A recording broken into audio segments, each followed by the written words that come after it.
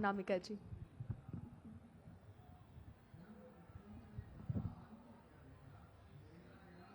मैं दो छोटी कविताओं से शुरू करती हूँ जी।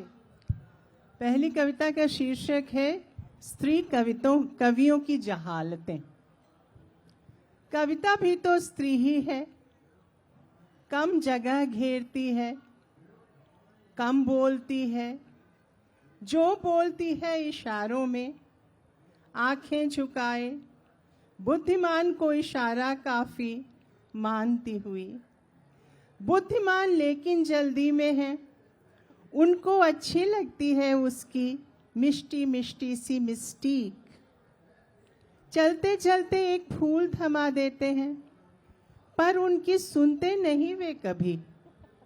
सुनते भी हैं तो समझते नहीं। सब उसके प्रेमी हैं और दोस्त कोई नहीं। दूर तलक कोई नहीं, कोई नहीं, कोई नहीं। बस एक खारा समंदर है, एक नैया बह रही है अकेली, अपने अनंत की तरफ पाल खोले हुई। तुमने सिलाई कढ़ाई की बात पूछी थी जी। उस पर एक छोटा सा बंद सुनाती हूँ। जो बातें मुझको चुभ जाती हैं, मैं उसकी सुई बना लेती हूँ। क्या बात है। चुभी हुई बातों की ही सुई से मैंने काढ़े हैं फूल सभी धरती पर। आकाश के ये सितारे, धरती के सारे नजारे। कढ़वाए थे मुझसे ही उस खुदा ने, मेरा पुराना मेहरबान है वो खुदा।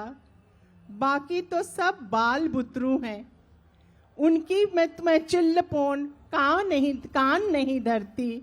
रहती हूँ मस्त और किसी से नहीं डरती।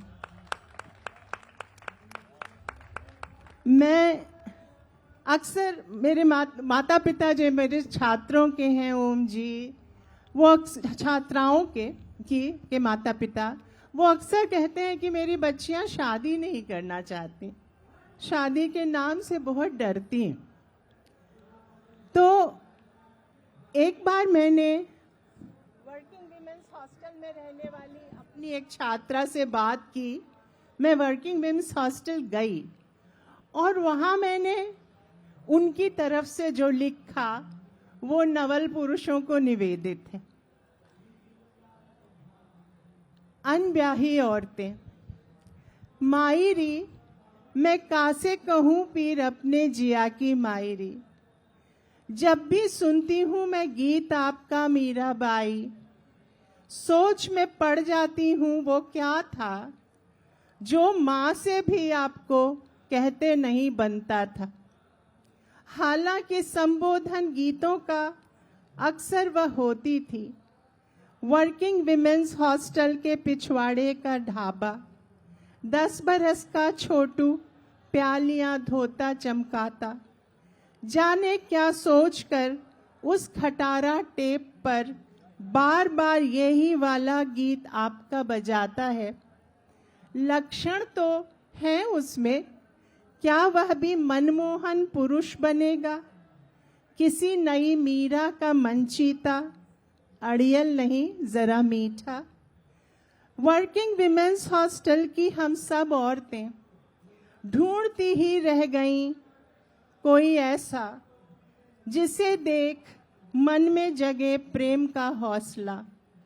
लोग मिले पर कैसे कैसे, ज्ञानी नहीं पंडिताऊ, वफादार नहीं दुम हिलाऊ, साहसी नहीं केवल झगड़ालू, दृढ़ प्रतिज्ञ कहाँ सिर्फ जिद्दी, प्रभावी नहीं सिर्फ हावी, दोस्त नहीं मालिक, सामाजिक नहीं सिर्फ एकांत भीरू, धार्मिक नहीं केवल कट्टर। कटकटाकर हरदम ही पड़े रहते थे वे अपने उन प्रतिपक्षियों पर। प्रतिपक्षी जो आखिर पक्षी ही थे, उनसे ही थे उनके नुचे हुए पंख और चोंच घायल। ऐसों से क्या खाकर हम करते प्यार, सो अपनी वरमाला अपनी ही चोटी में गूंथी, और कहा खुद से एको हम बहुश्याम, वो देखो वो प्याले धोता वो नन्हा घनश्याम। आत्मा की कोख भी एक होती है ना? तो धारण करते हैं इस नई सृष्टि की, एक नई सृष्टि की हम कल्पना, जहां ज्ञान संज्ञान हुआ करे, साहस सद्भावना। आपने बदलती हुई स्त्रियों की बात की। आप अक्सर देखेंगी कहीं भी यात्रा पर स्त्रियां जाती हैं तो बार बार घर फोन करती हैं। इस प्रसंग पर एक कविता है, एक औरत का पहला राजकीय प्रवास। वह होटल के कमरे में दाखिल हुई। अपने अकेलेपन से उसने बड़ी गर्मजोशी से हाथ मिलाया। कमरे में अंधियारा था, घुप अंधेरा था कुएं का उसके भीतर भी। सारी दीवारें टटोली अंधेरे में, लेकिन स्विच कहीं नहीं था। पूरा खुला था दरवाजा, बरामदे की रोशनी से ही काम चल रहा था। सामने से गुजरा जो बेहरा तो आर्त भाव से उसे देखा। उसने उलझन समझी, बाहर खड़े ही खड़े दरवाजा बंद कर दिया। जैसे ही दरवाजा बंद हुआ, बल्बों में रोशनी के खिल गए सहस्रदल कमल। भला बंद होने से रोशनी का क्या है रिश्ता, उसने सोचा। डंलप पर लेटी चटाई चुभी घर की, अंदर कहीं रीढ़ के भीतर। तो क्या एक राजकुमारी ही होती है हर औरत? 7 गलीचों के भीतर भी उसको चुभ जाता है कोई मटरदाना आदिम स्मृतियों का। पढ़ने को बहुत कुछ धरा था, पर उसने बांची टेलीफोन तालिका और जानना चाहा अंतरराष्ट्रीय दूरभाष का ठीक ठाक खर्चा। सबसे पहले फिर अपनी सब डॉलरें खर्च कर उसने 3 किए अलग अलग कॉल।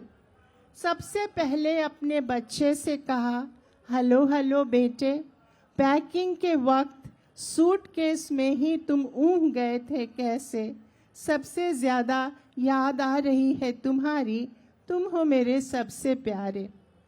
अंतिम दोनों पंक्तियाँ अलग अलग उसने कहीं। ऑफिस में खिन्न बैठ अंट शंट सोचते अपने प्रिय से, फिर चौके में चिंतित बर्तन खटकाती अपनी माँ से।